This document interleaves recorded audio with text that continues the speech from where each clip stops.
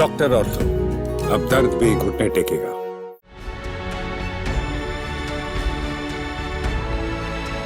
Marathi versus Hindi विवाद एक बार फिर राजनीतिक पारे को गरमाने लगा है। शिवसेना यूबीटी प्रमुख उद्धव ठाकरे ने बीजेपी सांसद निशिकांत दुबे के हालिया बयान पर कड़ी प्रतिक्रिया दी है और उन्हें लकड़बग्गा कहकर संबोधित भी किया।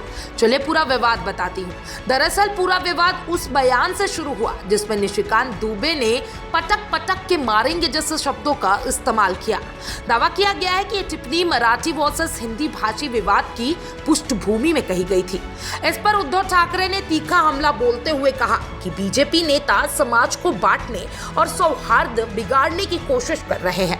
उद्धव ने कहा, बीजेपी की फूट डालो और राज करो की नीति अब बेनकाब हो चुकी है। ये लोग महाराष्ट्र की एकता और मराठी अस्मिता को चोट पहुंचा रहे हैं। उन्होंने ये भी जोड़ा कि वह किसी भाषा के खिलाफ नहीं है, लेकिन जबरदस्ती किसी भाषा को थोपने का खुलकर विरोध करेंगे। निशिकांत दुबे जो कि झारखंड के गड्ढा से सांसद है, उन्होंने सोशल मीडिया पर एक विवादास्पद पोस्ट में लिखा, अगर हिम्मत है तो उर्दू वाले को मार के दिखाओ। अपने घर में तो कुत्ता भी शेर होता है, कौन कुत्ता कौन शेर ये तय तो कर लो। उनके इस बयान ने पूरे विवाद को और भड़का दिया। मनसे कार्यकर्ताओं द्वारा एक दुकानदार की पिटाई और उस पर बीजेपी नेताओं की प्रतिक्रिया ने भी इस आग में घी डालने का काम किया। निशिकांत दुबे ने इसी संदर्भ में ठाकरे परिवार पर निशाना साधा था।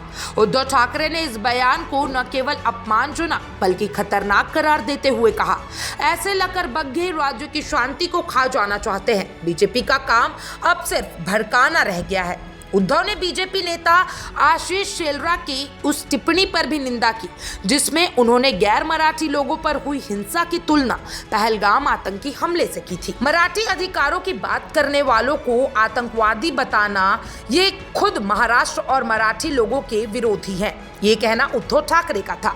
राजनीतिक विशेषज्ञों की राय में यह पूरा मामला सिर्फ भाषा नहीं बल्कि सांस्कृतिक पहचान और राजनीतिक जमीन लड़ाई का रूप ले चुका है। शिवसेना यूबीटी जहां मराठी अस्मिता के नाम पर समर्थन जुटा रही है, वहीं बीजेपी राष्ट्रभाषा और सनातन की बात कर रही है।